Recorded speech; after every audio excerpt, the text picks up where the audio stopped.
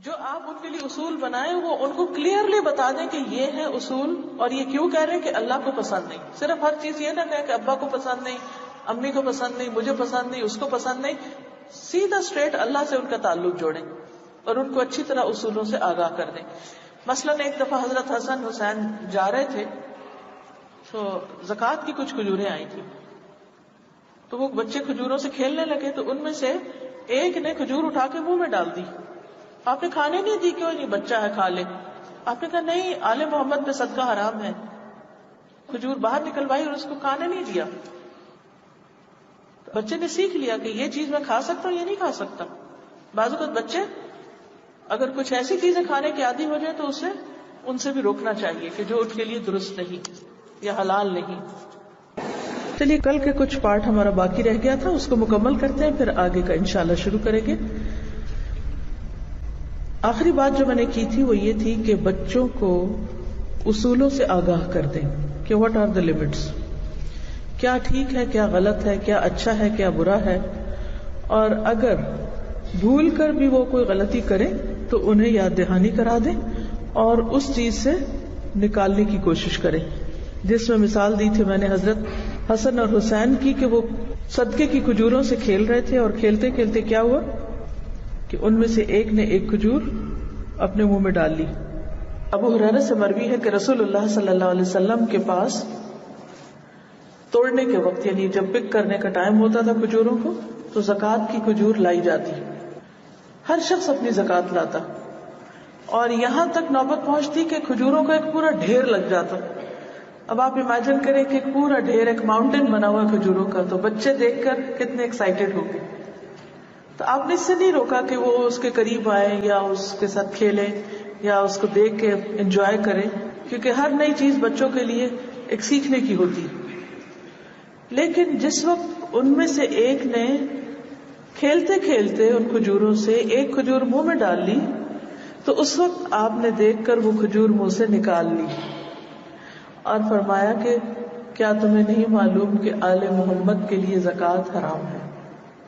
حالانکہ وہ بچے ہیں، اس وقت بھی ان کو شریعت کا ایک قانون بتا رہے ہیں کہ کیا حلال ہے کیا حرام ہے. بہت دفعہ ایسا ہوتا ہے نا کہ بچے کہیں مارکیٹ میں جاتے ہیں، کوئی ایسی ٹافی، کوئی ایسی چیز اٹھا لیتے ہیں کہ جو حلال نہیں، تو اس وقت آپ ان کو صرف یہ کہہ کے کہ یہ نہیں تمہیں کھانی، چھین کے پرے پھینک دیں، رکھ دیں، ہاتھ نہ لگانے دیں، ڈرائیں، بلکہ ایکسپلین کریں کہ کیوں نہیں کھانی. ہم مسلم ہیں اور ہم صرف حلال اور طیب چیزیں کھاتے ہیں، یہ چیز حلال نہیں ہے، اللہ تعالیٰ کو پسند نہیں ہے، ہمیں یہ نہیں کھانی. بچہ بھی سمجھ جائے گا. مجھے یاد ہے کہ میں اپنی بیٹی کو جب چھوٹی تھی تو اس کو اسی طرح بتاتی تھی، جب کہیں باہر لے جاتی کہ یہ چاکلیٹ حلال نہیں ہے فلاں چیز، تو اتنی کانشیس ہو گئی کہ مجھے ابھی تک یاد ہے کہ ایک دن وہ ایپل اٹھا کے کہنے لگی کہ ایپل حلال ہے یا حرام ہے. تو ہر معاملے میں پھر بچے کانشیس ہو جاتے ہیں، وہ خود بھی دیکھنے لگتے ہیں کہ کیا حلال ہے اور کیا حرام ہے. تو ان کو حدود پتہ ہونی چاہیے کہ کیا کرنا ہمارے لیے جائز ہے، کیا کرنا درست ہے اور کیا کرنا درست نہیں ہے.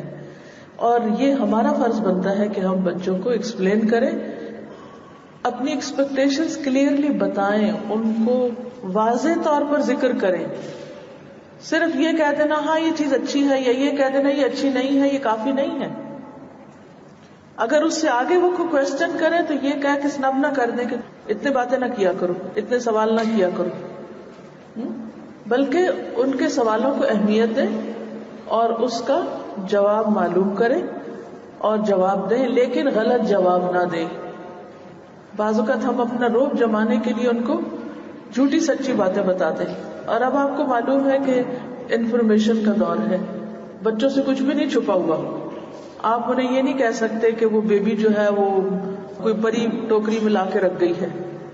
یہ ایکسپلینیشن انہیں کام نہیں دے گی. وہ فوراً جائیں گے، گوگل کریں گے، وہ ایک ایک سٹیپ خود ڈیٹیل میں پڑھ لیں گے اور آپ پر ان کا اعتماد ختم ہو جائے گا اگر آپ نے ان کو کسی بھی چیز کے بارے میں کوئی بھی غلط معلومات فراہم کی.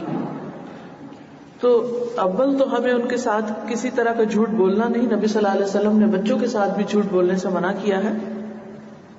حتیٰ کہ جھوٹے وعدے سے بھی منع کیا ہے کہ ایک ماں نے اگر اپنے بچے کو بلایا کہ آؤ میں تمہیں کچھ دوں، تو آپ نے اس ماں سے پوچھا کہ تم کیا دینے والی ہو، کیا واقعی تم کچھ دو گی؟ اس لیے اس کو بلا رہی ہے کیونکہ بعضوں کا تم کہتے ہیں ادھر آؤ تمہیں کچھ دوں، اور جب بچہ آ جاتا تو پکڑ لیتے ہیں. تو یہ طریقہ ٹھیک نہیں ہے. اگر ہم نے کہا ہے تو پھر اسے کرنا بھی ہے، اور اگر نہیں کرنا تو صرف جان ٹلانے کے لیے، بات ختم کرنے کے لیے جھوٹے وعدے نہیں کریں.